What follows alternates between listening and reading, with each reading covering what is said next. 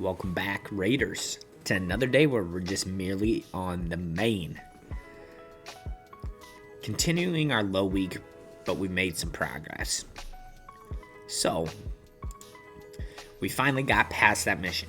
Hallelujah. Whew. I was starting to get mad, but on the bright side of having to grind out the live arena to get a chess piece, we made some significant gains. We're in the home stretch, We still have a ways to go, but we're in the home stretch for getting Quintus, but it's been nice not having to push or feeling obligated to push 5 wins every single day. Though I feel like we're getting better with every day. We're at 61% win, which isn't bad. I feel like that's good.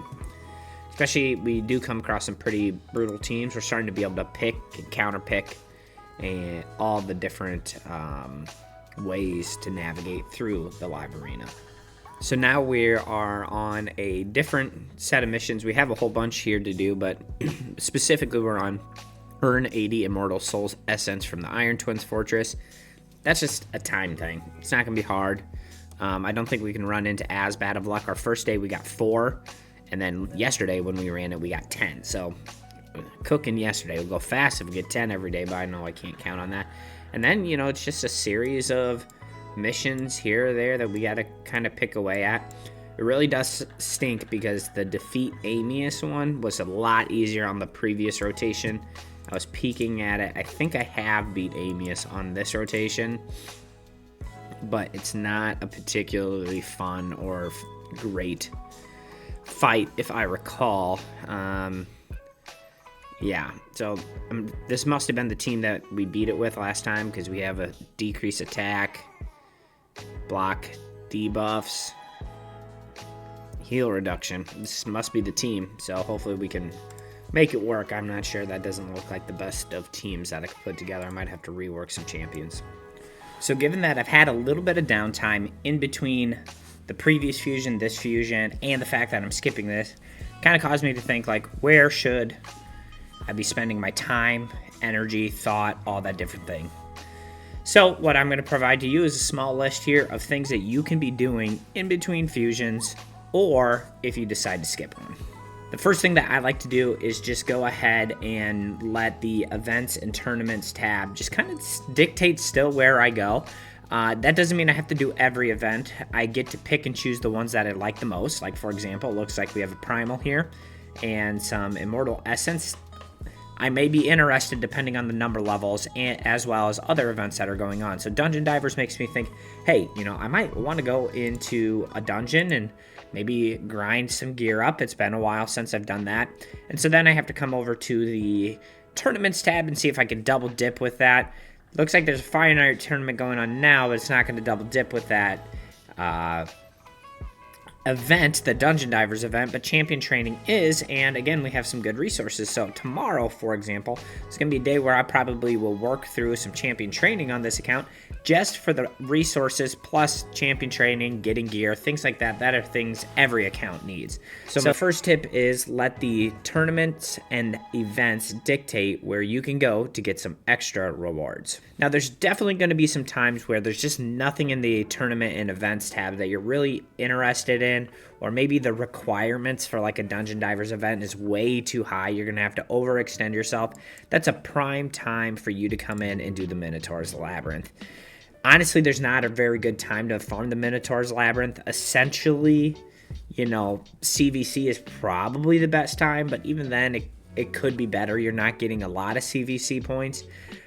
So finding time for this is few and far between. So this is about as good as it's going to get. There's not going to be any event that's going to tie to this that's going to give you extra rewards with it, unfortunately. But it's a necessary evil. So now is really the best time when energy is not at a premium, kind of at its lowest.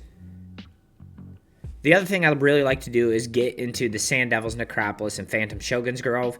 This is also kind of a premier time to do this, as there's typically not events for a fusion that involve these two dungeons.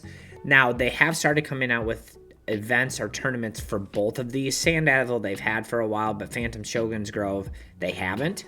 So it looks like a Sand Devil Turn Attack tournament just finished, And so you can see we have these rewards off on the side that we did go and get.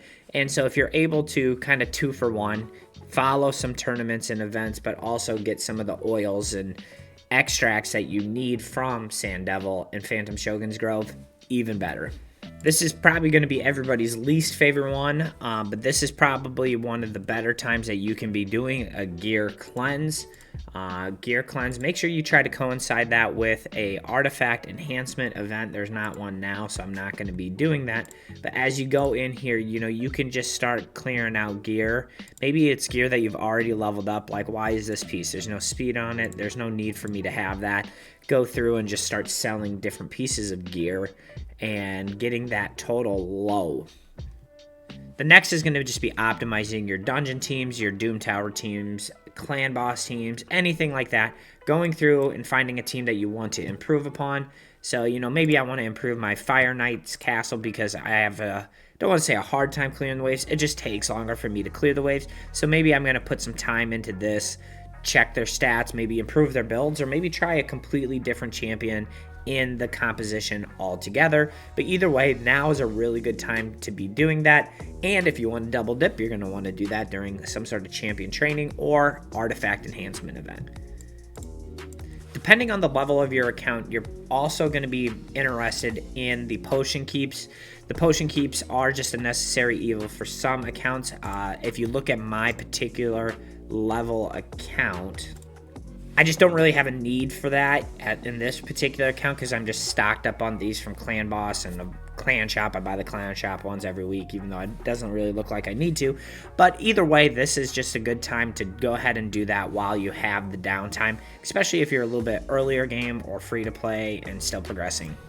The last thing that I think that is going to be a really good use of your time is going through your missions for Arbiter, Ramantu, and Marius.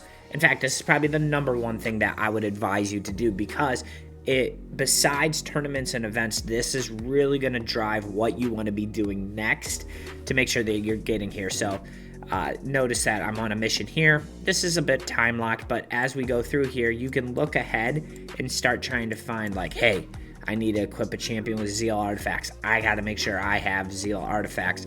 That means I need to go into live arena. Now I can start hard focusing that, spending extra time and extra gems if necessary to make that happen.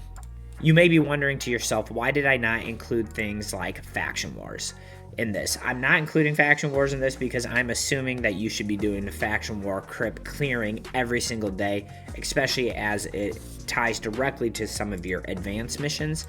But the one that probably sticks out the most about this is probably the Iron Twins. I think, especially if you can get to stage 15, I think you need to be farming this every single day, so I'm not including it directly in the what do you do during downtime, because I think even during fusions, you should be doing both of those every single day if you want to have a nice competitive account. Well, folks, that's my whole list of things that you can or should be doing when you have some downtime in between fusions, or really when maybe you're skipping a fusion also. I'd love to hear what you all have to say about your thought process and what you guys like to do. Otherwise, that's going to be the whole show. Don't forget to like and subscribe on your way out, and I will see you on the other side.